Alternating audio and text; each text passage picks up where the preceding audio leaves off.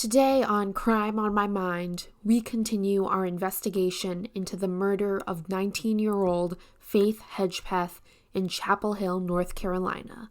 Was Faith murdered by someone she knew or a total stranger? What was the motive behind this heinous crime? And who are the possible suspects involved? You're listening to Crime on My Mind, and this is the story of Faith Hedgepeth.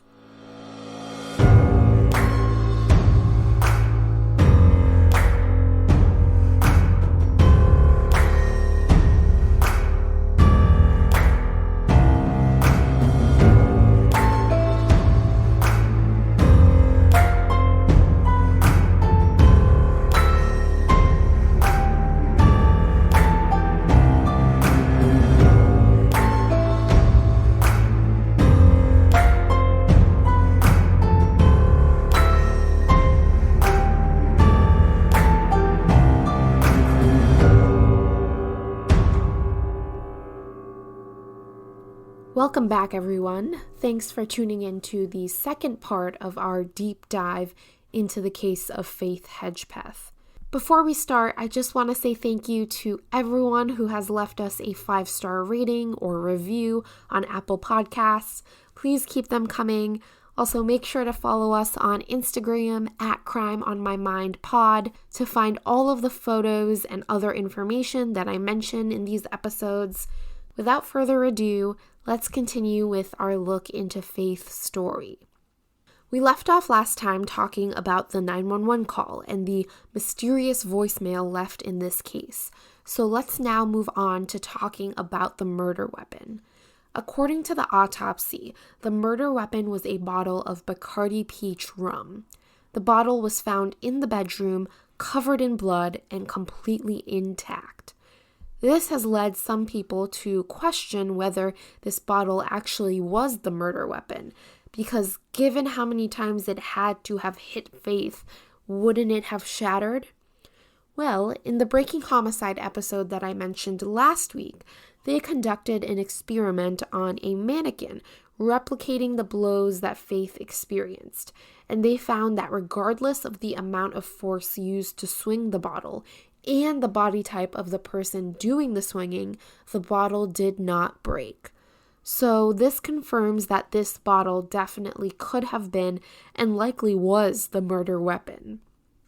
This was clearly an absolutely horrific crime, and the damage that was done was so much worse than what would have been needed if the goal was to just kill Faith. To me, it also seems like this was not a premeditated attack. The rum bottle belonged to the girls and was in the bedroom before Faith's murder, so it seems like whoever killed Faith did so in a fit of rage and with the closest item that they could find. There are definitely easier ways to kill someone than bludgeoning them to death, and this person didn't bring a gun or a knife, so I personally do not think this was a planned attack. Whoever went to Faith's apartment that night did not go there with the intention of killing anyone. It is speculated, based on the position that Faith was found, that she was on the bed when she was first hit.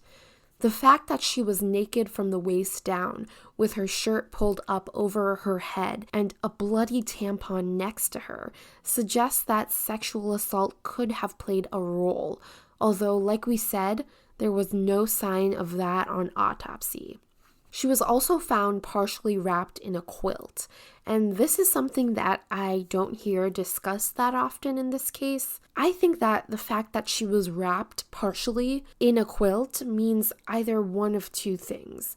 Either Faith had the quilt on her when she was hit, meaning that she could have possibly been sleeping when she was murdered, or the killer wrapped her in the quilt after the fact. Usually, any sort of covering of the body after a murder can indicate a level of remorse or regret, which would be in contrast to the note that we found, which indicates that the killer was still very rageful even after killing Faith. So I think it's more likely that Faith had the quilt already on her when she was first hit. This would indicate that Faith was sleeping or maybe lounging in bed when she was surprised by someone, leading to an altercation that ultimately resulted in her death. I also would be very curious to know where Faith usually slept. And I looked and looked for an answer to this question, but couldn't find it. Did Faith and Karina typically share the bed at night? Did Faith sleep on the couch normally while Karina slept on the bed, and Faith just happened to be using Karina's bed this night since Karina was sleeping over at Jordan's? Because if Faith did in fact normally sleep in the living room, then I think the fact that she was in Karina's room and in her bed at the time indicates that Karina likely wasn't in the apartment when she was killed. I also want to talk about the 3 thumps that the downstairs neighbor heard at around 2:40 a.m. that night, shortly after the girls arrived home from the club. Many people think that these thumps were Faith being murdered. But if that is true, then that means that Faith was murdered right after returning home from the club, and therefore that all of the texts from her phone after that were staged. If I'm being honest, I don't really know what to make of these thumps. In general, I know that eyewitness testimonies can be quite unreliable, so I tend not to give too much weight to what witnesses say they saw or heard in a case. A lot of times, witnesses will say that they saw or heard something in order to insert themselves into a case. Not saying that that is what is happening here, but it is a possibility. Other times, confirmation bias will result in our brains making a bigger deal out of something we may have heard or seen after we learn that a crime has been committed near us. For example, if I am at home one night and I hear something rustling outside my window, I might not think much of it. But if I learn later that my neighbor's house had been broken into that night, then I might think back to what I heard and assign it more significance. This is just how our brains work, and it isn't really anyone's fault or even something that we consciously do. Witnesses also can easily get times and dates mixed up, so they may say they saw something a day ago, but it was actually 2 days ago. So I don't know. I think this witness probably did hear something coming from the girls' apartment that night. Maybe it was at 2:40 a.m., maybe it was a lot later in the night or a lot earlier in the night. Maybe this neighbor heard the girls coming home and making a ruckus upstairs and made a note of it because it was so late at night. I personally don't subscribe to the theory that Faith was killed at 2:40 a.m. I know there are people out there who do believe in that theory, but I personally think that the texts later on that night were sent by Faith herself. So whatever noises were made in the apartment at 2:40 a.m., I don't necessarily believe that they were the sound of Faith being attacked or killed. So before we get into possible suspects, let's talk about the FBI profile of this killer. So the FBI has been involved with this case and did create a behavioral profile of the potential killer. This profile says that the killer likely knew Faith and lived close by to her. It also said that his behavior may be noticeably different following the murder, and that he might be very interested in the case and investigation, and might even try to insert himself into it. So now that we have that profile in our minds, let's move on to possible theories. Again, I want to make this very clear. This is pure speculation. None of these people have ever been named a suspect or person of interest. I'm going to start with the person who Faith, or at least Faith's phone, last communicated with, and that is Ty, her on and off again boyfriend at the time. And since it has been a week since we last heard this text message, I'm going to read it for you again. So at 3:52 a.m., Faith's phone sends this message to Ty. Quote, "I know you're probably sleeping, but I just wanted to let you know that I love you. Not a day goes by that you don't cross my mind. I know it will be like this for the rest of my life because of what we've been through together. Besides that, I still feel the same and love you the same. Sorry for being in my feelings, but hey, without feelings, we wouldn't have life. Sometimes I feel like you are my life." End quote. So this was just before 4 a.m. and Ty didn't respond until a few hours later, around noon that same day. Breaking Homicide actually was able to interview Ty, and in that interview they discovered that he responded with, quote, "Wow, that means a lot, Faith. I never knew you felt that way." End quote.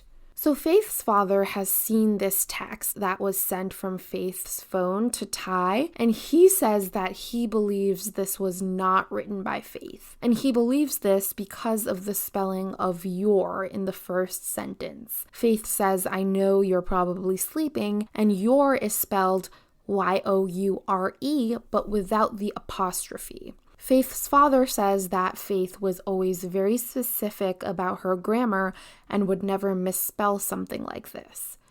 Ty, on the other hand, does think that it was Faith who sent this message, and he says that even though Faith had never texted him something like this before, she had communicated similar sentiments in person with him.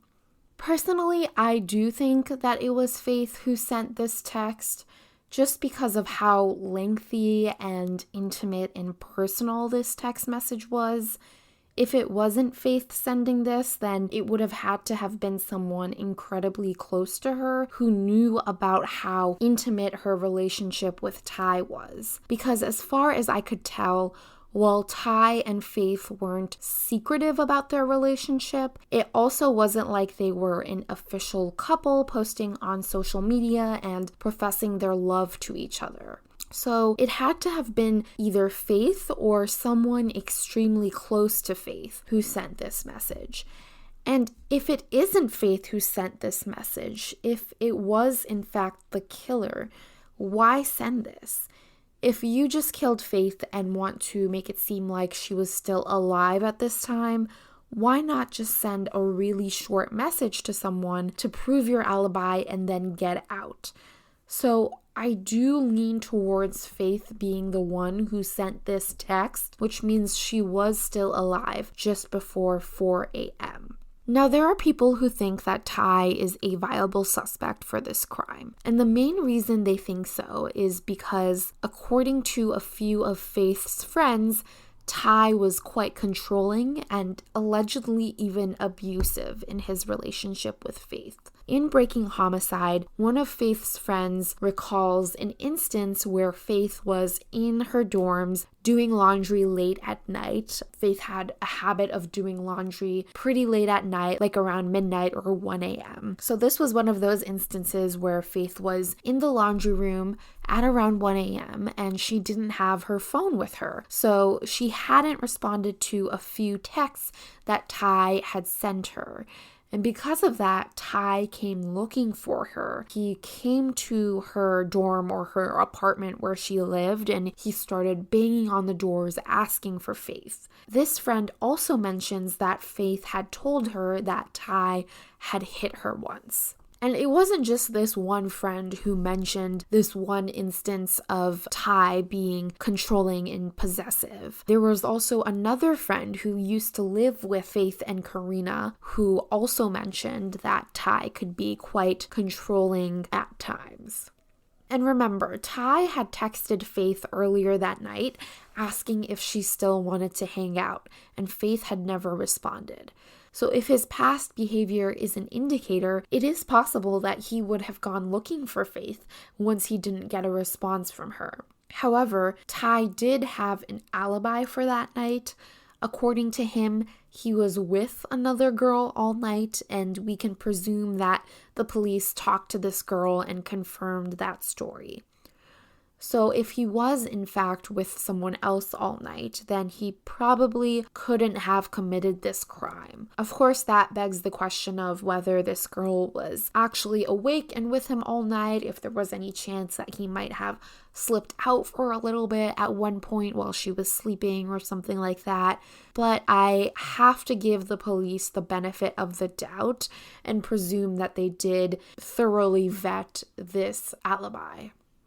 Also, this is kind of a tangent, but I have to be honest, the relationship between Faith and Ty really confuses me. I know that they were not in an official relationship, they were very on and off, but when I look at this message that Faith sent to Ty, it seems like something that you would say to someone who you are very much in love with and who you have told before that you love them. And Ty's response to this message also confuses me because he says, "I never knew you felt that way."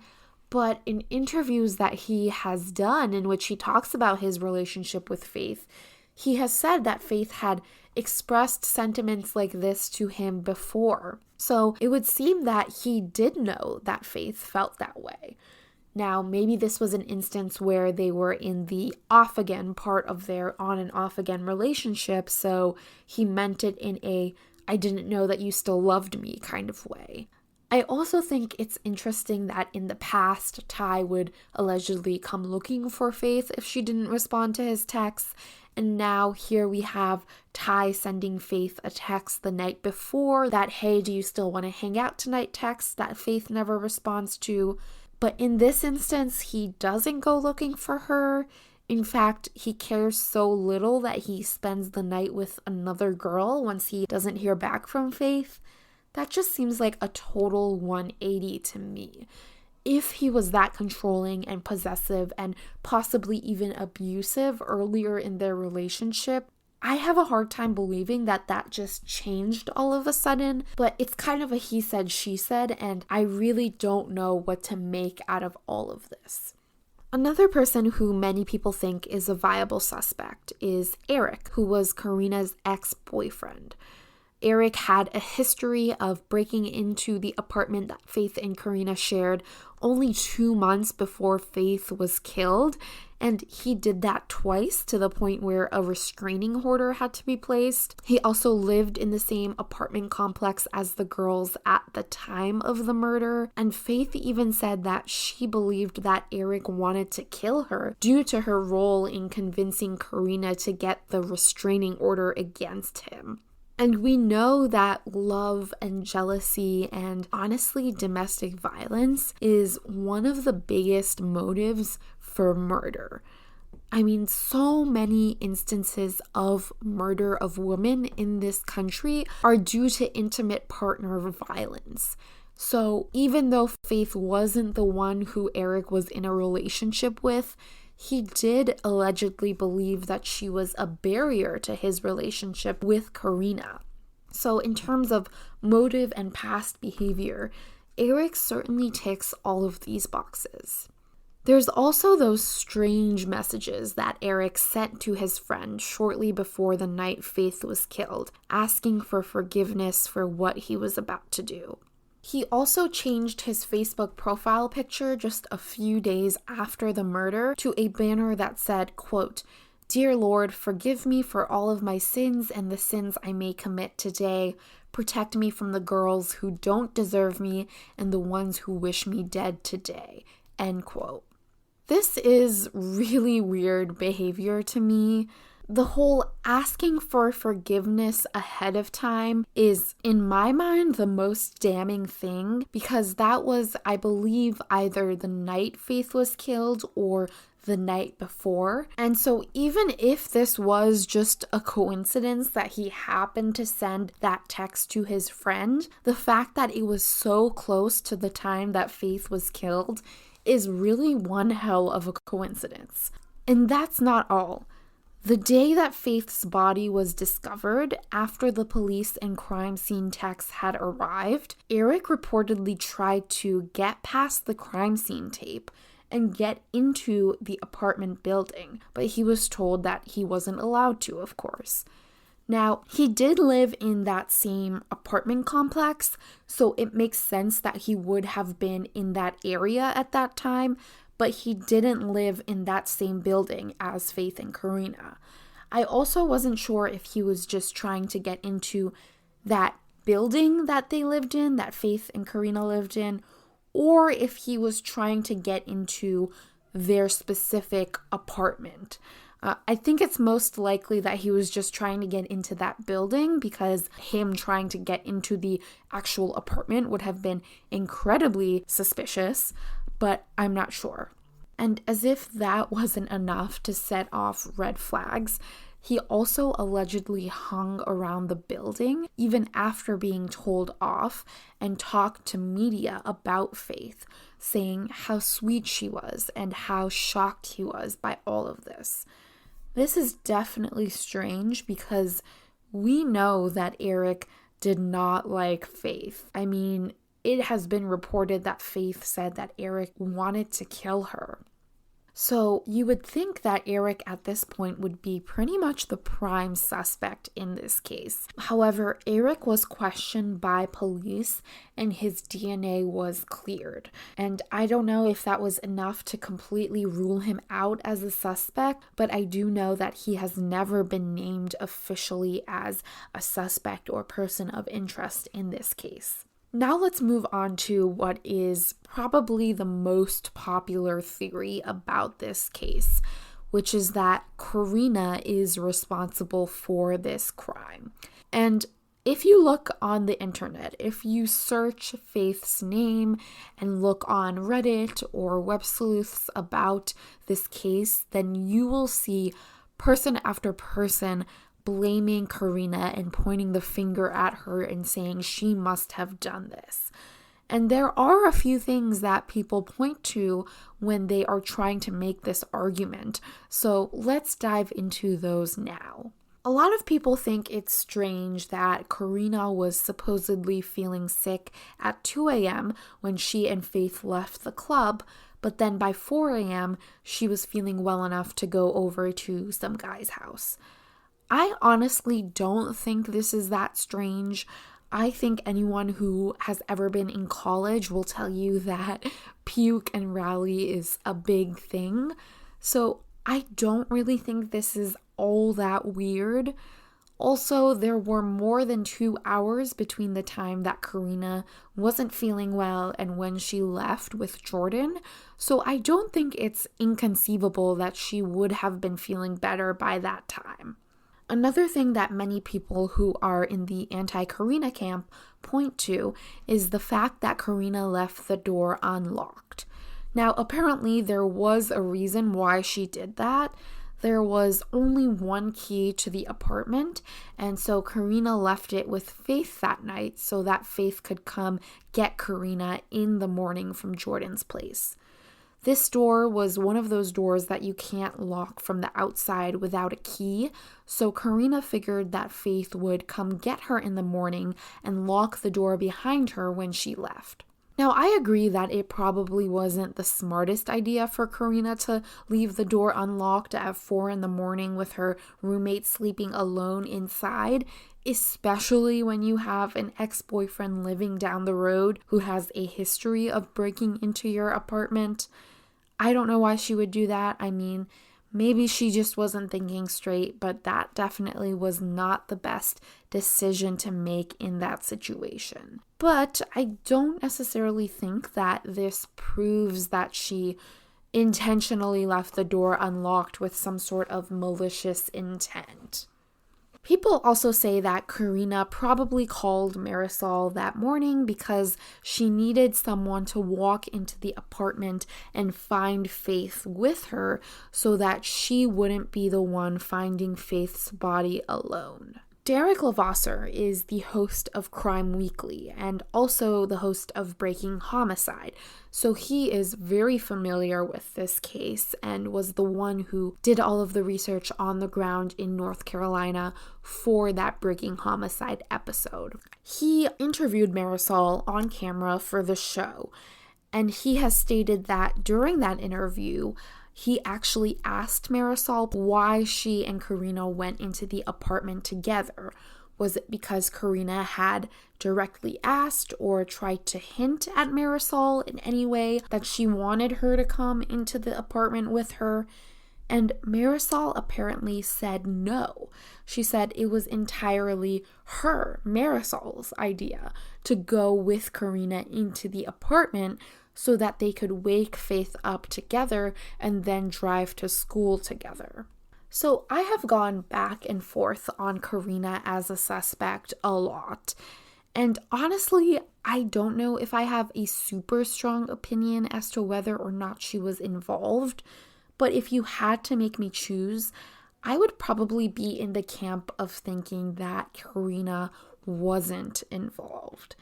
And I know that's an unpopular opinion, and I will probably be crucified for this, but there are just so many things that don't add up for me. So let's walk through this together.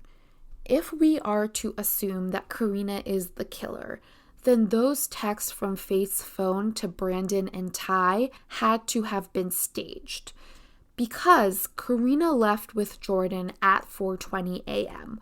We know that that has been confirmed by phone records and by Jordan himself, as well as, I believe, another friend who was in the car with Jordan when he came to pick up Karina. And the texts from Faith's phone to Brandon and Ty were sent shortly before 4 a.m. So even if Karina killed Faith right after that last text to Ty, that still isn't enough time for her to commit the murder, clean herself up, call Jordan to pick her up, and then leave. Could Karina have killed Faith earlier in the night, maybe at 2:40 a.m. when the downstairs neighbor heard those noises, and then sent those text messages to Ty and Brandon from Faith's phone in order to create some sort of an alibi for herself? Yes, it's possible. But let's consider this. We know that Faith's phone sends that lengthy text message to Ty at 3:52 a.m. Also at 3:52 a.m., Karina's phone makes a call to Brandon.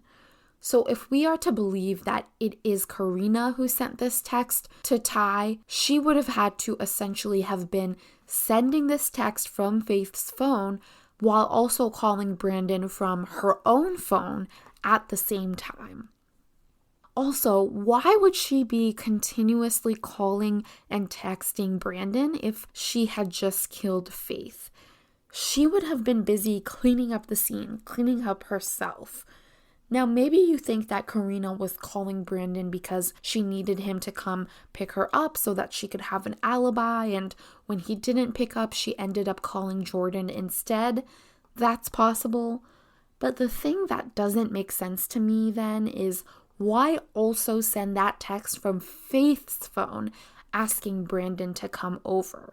The text from Faith to Brandon said this: "Hey B, can you come over please? Rosario needs you more than you know. Please let her know you care." If Karina just killed Faith, why would she now be asking Brandon to come over when she knows that if he does in fact come over, then he'll be walking into a crime scene? Also, if Karina went to all this trouble to stage the crime scene to look like a sexual assault, then why did she leave that note behind? If she was so meticulous in crafting this alibi and making sure she left the door unlocked, why did she leave that note behind? That note essentially screams this was a personal attack. This was someone who knew Faith. So if she went to so much trouble to stage an intruder attack, she would have likely thought about the fact that leaving that note behind would instantly point the finger at herself. And I know it probably sounds like I'm cutting Karina too much slack, and I'm not saying that she definitely wasn't involved. I do admit that it's a crazy coincidence that the same night she leaves the apartment at 4 a.m. is the night that her roommate is killed. Karina also hasn't done any public interviews about this case, which I think has only increased the speculation surrounding her possible involvement. I do believe she has been cooperative with Chapel Hill police. I think they mentioned something like she's been interviewed at least 10 times by now, but Faith's father does mention that Karina doesn't take his calls anymore, and he says that her silence about Faith's death has been incredibly disappointing to him. So I get why people point the finger at Karina a lot. There is a lot that points to her, and honestly, sometimes I agree with these people when they say that. But when you look further into it, there are just too many things that don't add up for me to say that Karina was definitely involved. So now we've reached the point where I share my theory about what happened. And I don't know if I have one particular theory that I absolutely believe in. This is one of those cases where no matter what suspect you pick or what theory you have, it doesn't line up 100%. I'm not 100% satisfied with any theory that I've seen about this case. But I think this theory that I'm about to tell you is the one that makes the most sense to me. And that is that maybe Faith had a stalker. Someone who was either in her social circle or right outside of it and who was infatuated with her, maybe even obsessed with her. And possibly someone whose advances she had rejected before. Maybe this person was at the club that night and saw Faith with some other guys and got jealous, and so took the chance to follow Faith and Karina home. Maybe he saw Karina then leave with Jordan and took this as his chance to strike. Now, there is the question of if someone went there that night with the intention of killing Faith, then why didn't they bring their own murder weapon? Why did they use something that just happened to be there, the rum bottle? Well, maybe he didn't go over there to kill Faith that night. Maybe he went over there to try and win her over, and she rejected him, so he went into a fit of rage and attacked her and then left this note afterwards. And maybe this is someone who isn't even directly in Faith's social circle. Maybe she didn't even know that he existed, or if she did, his existence was so insignificant to her that she never brought it up with her friends. That would explain why police have probably never questioned him, and so his DNA has never been collected. I know that this theory about an intruder is pretty unpopular because people tend to think that this crime was committed by someone who had a personal connection to Faith, someone who had knowledge of her social circle and who had intimate knowledge of her. And I agree with that. I think maybe this guy believed that he had a personal connection to Faith, or maybe he was so infatuated and obsessed with her that he did have intimate knowledge of her. And so to him, this crime was personal, even if Faith didn't necessarily know him or wasn't close to him. So that is, to me, the theory that I tend to lean towards. But like I said, no theory in this case 100% leaves me satisfied. And I think that's why this case is so fascinating. And so there are two other theories that I also think are possible. The first is a theory that Crime Weekly podcast actually brought up. And when I first heard this theory, my brain exploded. I was like, whoa, because I had never thought about this possibility before. But when I heard about this, it kind of really made sense. So Crime Weekly was able to pull up an Instagram post that Brandon allegedly made on the 2-year anniversary of Faith's death. So remember, Brandon is Karina's ex-boyfriend who both Karina and Faith were trying to contact that night. So this Instagram post was a picture of Faith's initials tattooed on him. And in the caption, he talks about how he spoke to Faith at the club that night that she died. He goes on to talk about how much Faith meant to him. I don't know about you guys, but this post makes it seem like Brandon and Faith were very close. Just the fact that he got her initials tattooed on him would make it seem like they were really good friends. So why did he not have her number saved in his phone? If they were so close that he got her initials tattooed, then why didn't he have her number saved? And this has been the thing that has always bothered me about this case. Faith refers to Brandon as "Hey B" in her text message. I think she may have even had his number saved as just B in her phone. And this implies that they were quite close, and yet he apparently doesn't have her number. I had been trying to wrap my brain around this for so long, and it was just that one thing about this case that always nagged me. But then I listened to Crime Weekly, and in that podcast, they propose that there are two ways that you can interpret Brandon's "who's this" response to Faith. The first is that Brandon was asking, "Who is this?" as in, whose phone number is this? But the second is that Brandon is asking, "Who is this?" as in, who is writing this?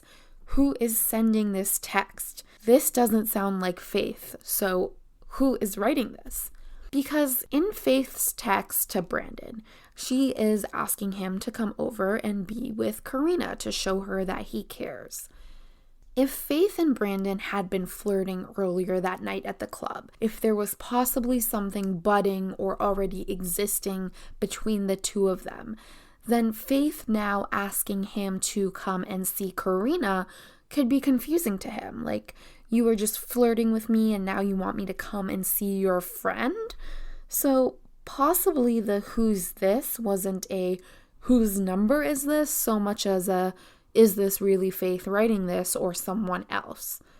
So if that is the case, then that would give legs to the theory that Brandon and Faith were chatting or maybe flirting that night and Karina saw them.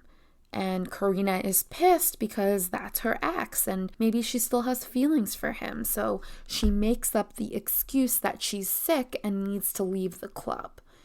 Then once they get home, an argument ensues and ends with Karina attacking Faith. Obviously, I don't know if this is what actually happened. Even if this were the case, there are still a lot of things that don't make sense to me. But this was a really compelling theory that blew my mind when I heard about it, so I wanted to mention it here.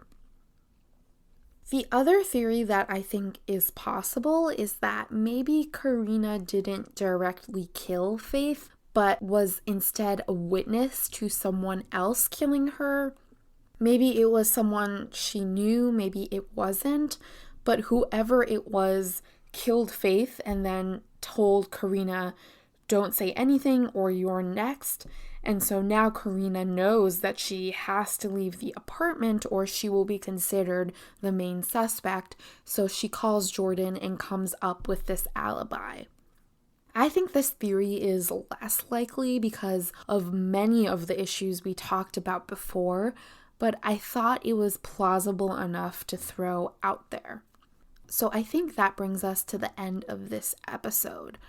This case just truly breaks my heart, and I know that it is one of those cases that will stay with me for a long time. I can just tell what a caring and kind-hearted person Faith was from the countless amount of people who loved and cared for her. She made the world a better place, and I hope that one day all of those who love her will be able to find justice and peace. If you have any information about the murder of Faith Hedgepeth, please contact Chapel Hill Police Department at 919-614-6363 or the Chapel Hill Crime Stoppers at 919-942-7515. Until then, you're listening to Crime on My Mind.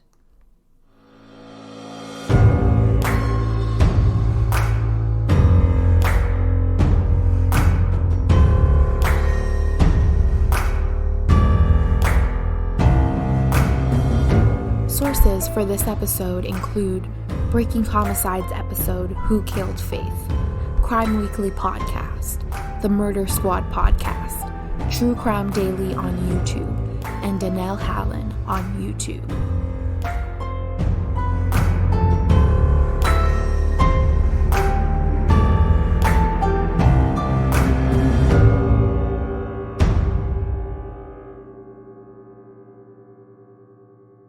it also said that the,